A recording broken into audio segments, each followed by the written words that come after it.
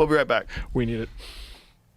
So I wanted to do this because, well, number one, because I feel bad. And whenever I feel bad about something, and I felt bad all weekend, I feel like I have to address this.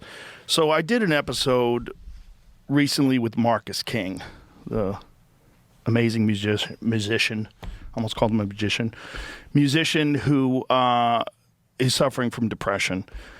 And one of the things that he did, he was talking about how he looked at a hook that holds a heavy bag and was saying, I wonder if that could hold my weight.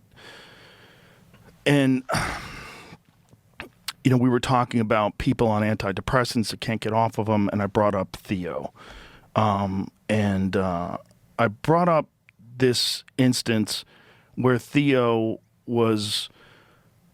he did a show for Netflix, and it apparently didn't go well. And afterwards, he said something to someone in the audience where he said, I'm just trying to not take my own life or not end my own life. I forget exactly how he said it. And I brought that up. I certainly shouldn't have brought that up in that context. And I probably shouldn't have brought it up, period. But I just sort of wanted to kind of explain why I have this thing with Theo where I just want him to be okay. And, you know, we did a podcast a while back where we were talking about, he started talking about Israel, and I was like, I think you're just losing your mind. And a lot of people are like, you're covering for Israel. And it wasn't what I was trying to do.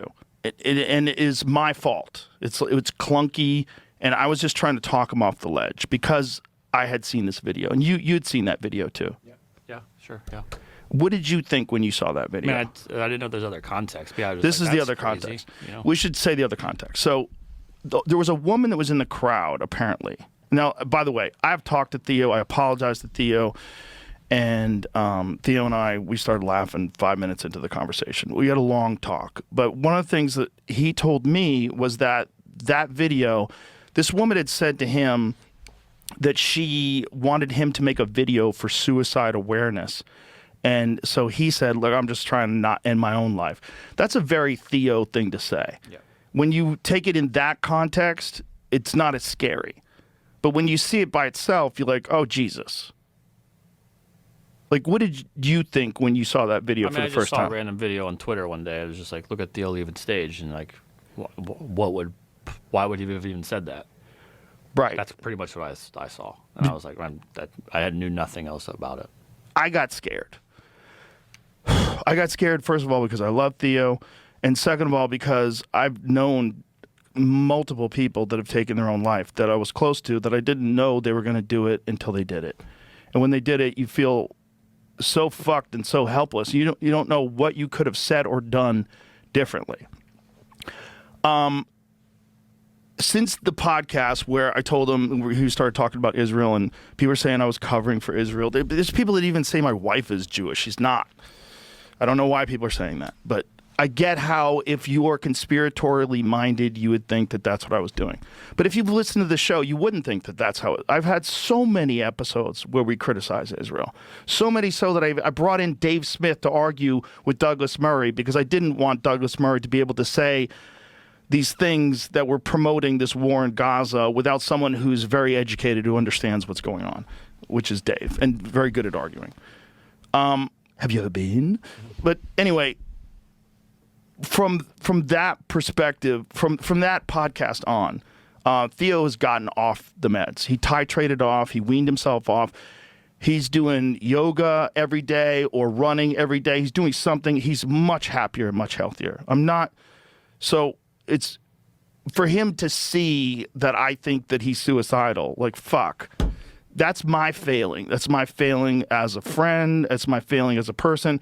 And it's also me talking to Marcus, almost sort of selfishly, ham-handedly try to explain why I talk to him the way I talk to him on that podcast.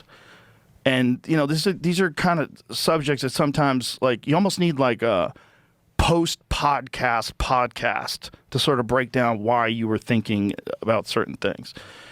But so then it comes out, like Theo has to defend it, and then I called him up and I said, "Dude, I'm so sorry. I didn't even think of that, and that's very selfish of me. I didn't think that you would have to respond. I didn't even think of it. I just wanted to explain it when Marcus was talking about it, and I wanted to put it into a context. Like Theo is one of my favorite people. He's a very unusual and very amazing person. The last thing I would ever want to do is hurt that guy.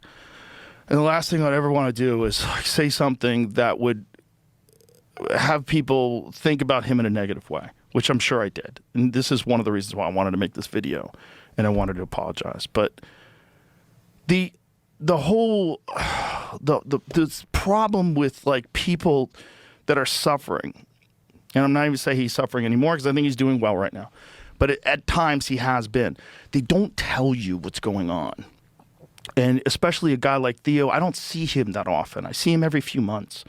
And when I talk to him, it's fun. We have the best time. We laugh a lot. I love being his friend. I love hanging out with him. But I worry, you know, and having been through this with like Ari, where Ari, like, and I should say this, like Theo got off antidepressants. Antidepressants probably saved Ari's life. There was Ari Shafir. I'll never forget this. We were playing pool, and he was just seemed really weird. And I said, "What's going on, man?" And he's like, "I'm just trying not to kill myself." I'm like, "Oh, fuck." And then we put the pool cues down. I'm like, "What's going on?" Like, and so I think he was taking an antidepressant then, but it wasn't working. And I got him a different psychiatrist, and they got him on an antidepressant that helped him. And it really helped. And then his life started getting better. His career got way better. That's when This Is Not Happening came out. He was killing it. And then he weaned himself off, and now he's fine. And he's not the only one. I've had a couple other friends that have gotten on antidepressants and it's fixed their life, at least temporarily, and then they got off of it. I mean, I don't think it's impossible. But I get real scared when people get attached to these things and they can't get off of them. And this is the case, I think, at least in some part. I mean, Theo was on them for like 20 years. And I'd send him a bunch of these articles about these people that like lose feeling in their genitals and all these crazy side effects of getting off of these things. And so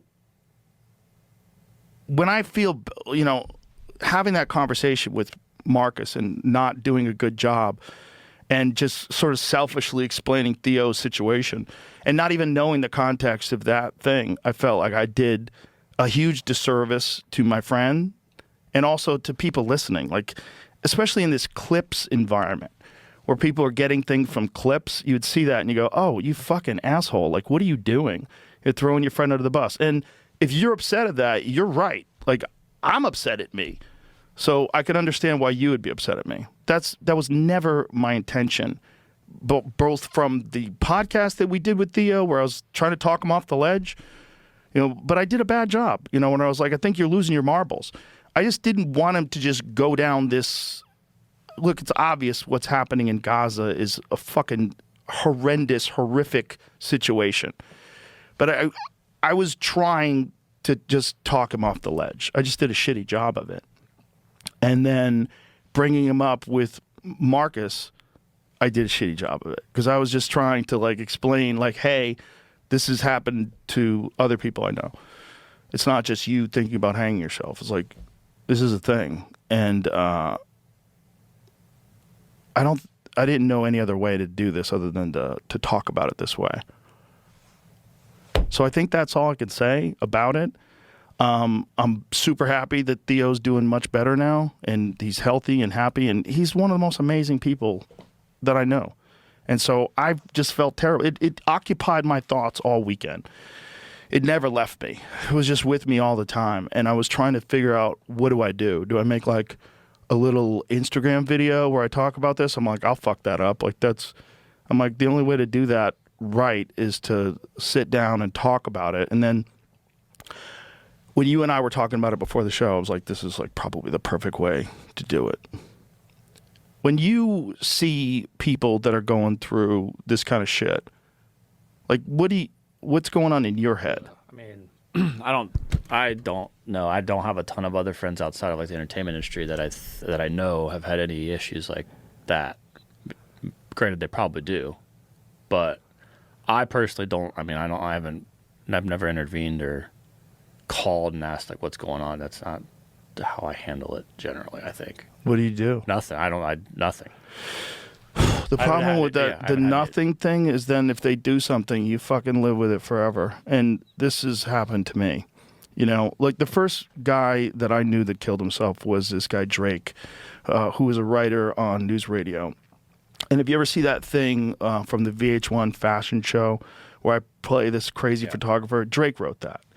And he was a great guy. He was awesome, interesting. He was a comedian, fascinating guy who became a writer. And then just coincidentally, I knew him from Boston when he was a comic, and then he was a writer on news radio. And when he killed himself, I was like, what? That guy? Like, how?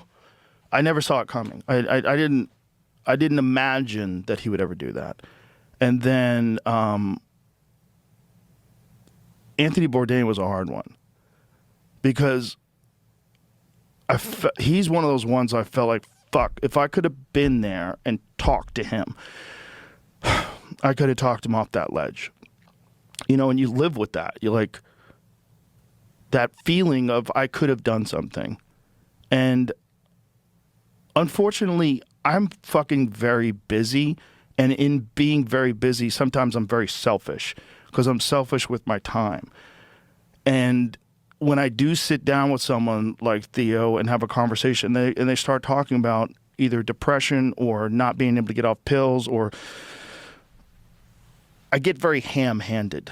And, you know, and in the context of a podcast, it's just not a good way to deal with something like that. It's not a good way to, like, you're trying to calm someone down, and at the same time, you're also trying to do a show. It's fucking too weird. The Brody Stevens one was a really hard one too, because I knew that Brody was struggling. You know, there was a time when Brody got off his pills, and he had a different issue. It wasn't simply depression. There was a legitimate psychological issue that I don't know what the actual diagnosis was, but he got off the pills and he got crazy, like, for lack of a better term. He was on stage. He would, instead of ranting in a funny way, he was like actually angry at people, angry at the crowd. It just got very strange. And I think I've talked about this before, but Zach Galifianakis reached out and he knew that I was Brody's friend, and he said, hey, don't engage with him. He's off his medication. We're trying to get him back on again. And then after that, sometime after that, Brody took his own life. And I remember thinking, fuck. What could I have done? Could I have said something differently? What could I have done? I don't think that Theo is suicidal. And I think that the framing of that in that podcast was unfair. And it was because of what he had said that I hadn't heard what that woman had said to him. Because saying I'm just trying not to take my own life, that's a very Theo thing to say. That's almost like him cracking a joke. Yeah, I also don't think it's something you would call him up and be like, hey, what did you mean by that thing you said after your show that someone caught a video of? Like, you know, just... I definitely didn't. I mean, I hung out with him, and when I hung out with him, we had a great time. I mean, I went to dinner with him. After that thing, I don't know if, like, that was when he went with my family to the escape room, if that was after that or before that. I think the escape room was before that. So it's like when you have a good friend, but you don't, like with comics, it's one of the things we see each other like every few months. We don't spend a whole lot of time together sometimes. And then you see a guy when you haven't seen him in so long and they start telling you that they're not doing well and you don't know what to do. And that's where I kind of found myself. I mean, I don't know any other way to say this. I think I've said too much already. But I apologize to Theo. He knows I love him, and he said that, and we laughed and we joked around about it, and I apologize for the way I talked about this. But I felt like I need to explain to other people too, to get just like what was going on in my mind out. And it certainly wasn't like covering for Israel, and it certainly wasn't like trying to paint him out like he's damaged or treat him like a child. I just want him to be okay. And when you're dealing with someone when you have like had experience dealing with someone where it winds up going very badly, and then you're just left with this feeling like, what could I have done? I didn't do a good job of it, especially like the Marcus King thing. Like, that's terrible what I did. I didn't mean to. I was just trying to. You don't think sometimes when you're in the middle of a podcast, you're just having a conversation. You don't think about the impact that it's going to have. That's one of the reasons why, podcasts are so weird, because like you're in the middle of trying to be entertaining, but you're also just having a conversation.